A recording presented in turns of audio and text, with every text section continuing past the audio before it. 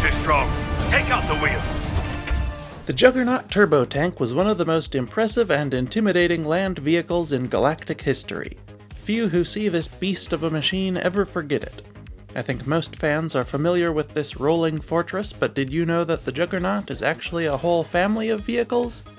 In this week's video, we will examine them all.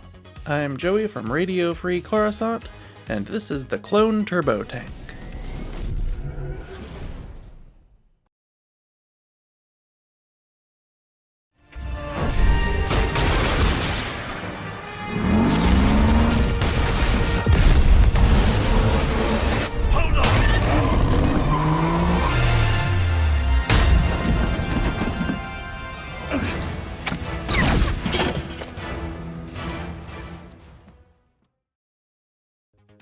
Design.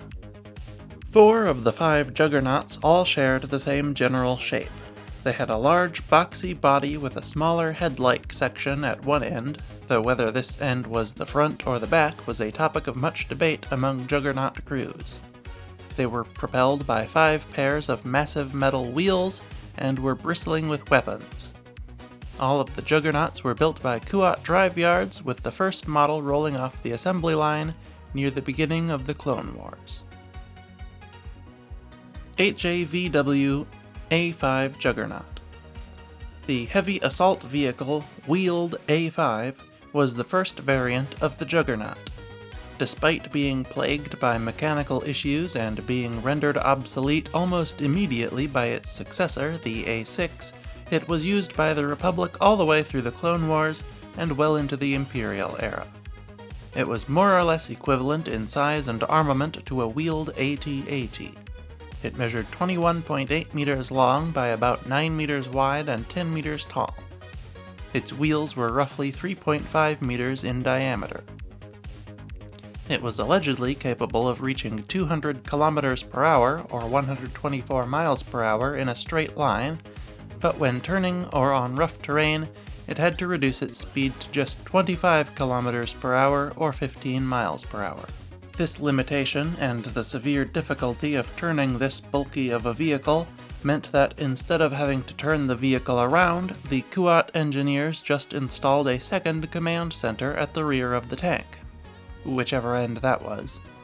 This meant that if the tank needed to travel back the way it had come, the front crew handed off control of the tank to the rear crew, who drove it as if it were facing forwards.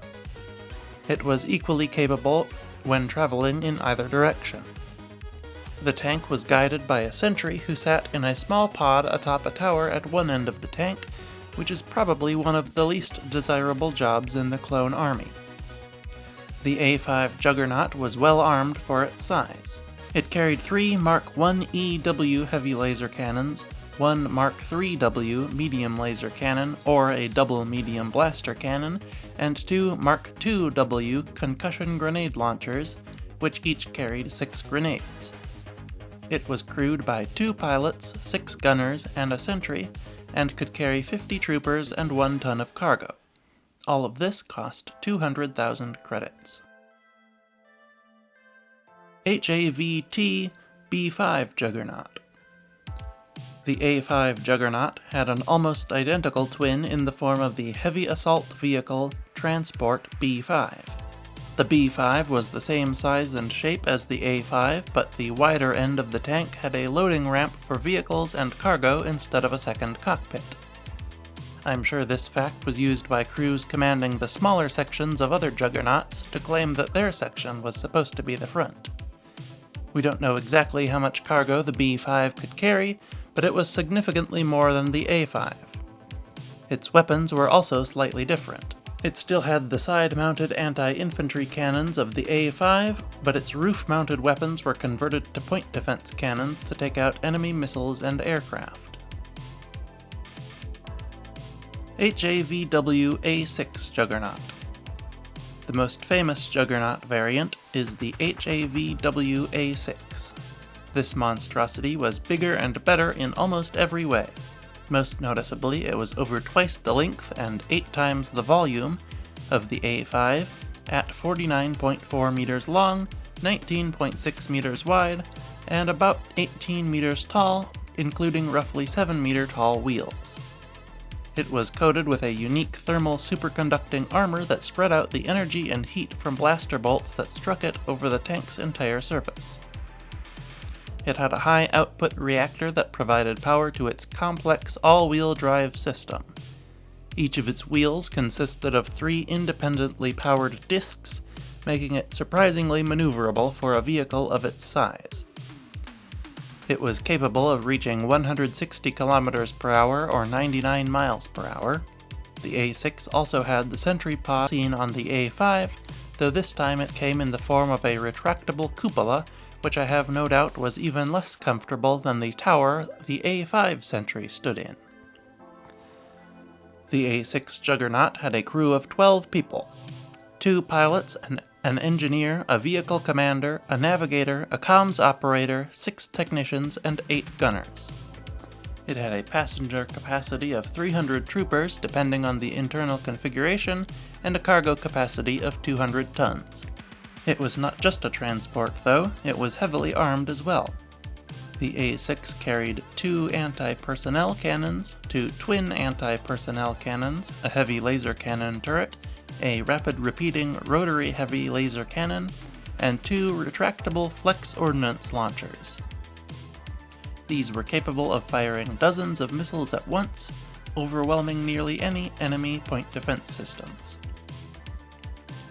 Due to their immense size and the resources required to construct them, A6 Juggernauts were not seen nearly as commonly as simpler tanks like the ATTE, but they still saw action throughout almost the entirety of the Clone Wars and into the Imperial era as well.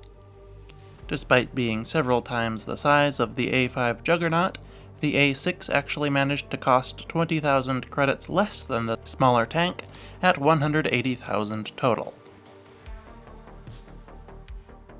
HCVW A9 Juggernaut. Near the end of the Clone Wars, Kuat Drive Yards decided that 2 sizes of Juggernaut was not enough for them, and so they designed a third model. This tank, the heavy cargo vehicle wheeled A9, split the difference in size between the A5 and A6.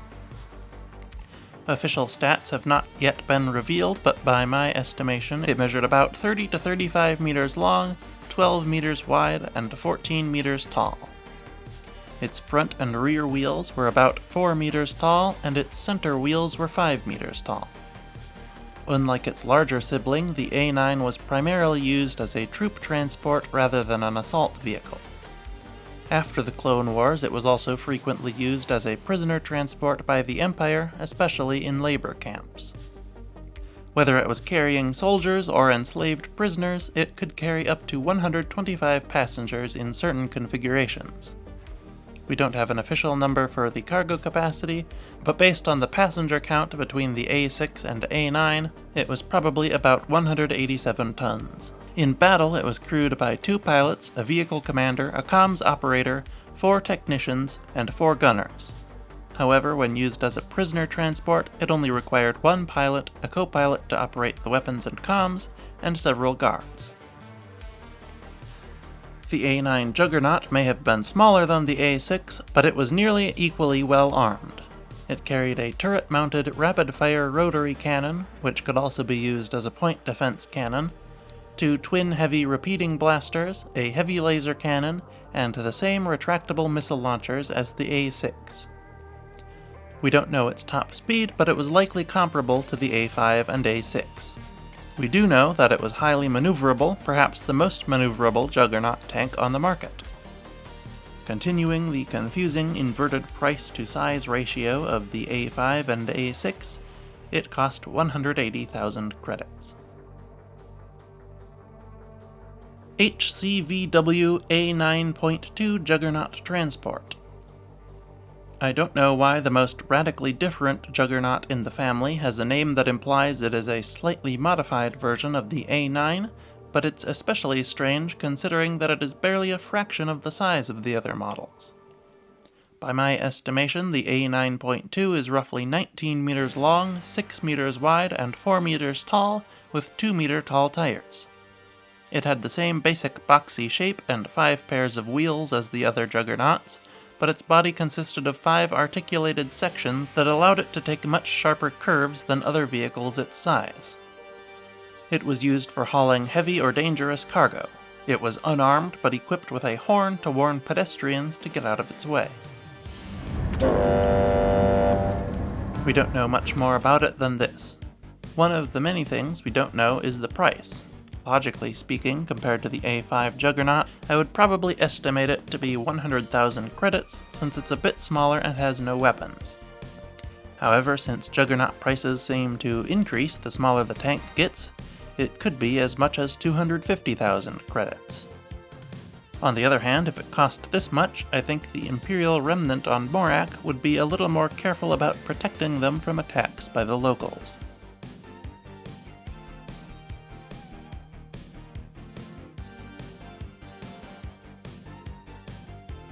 Behind the scenes.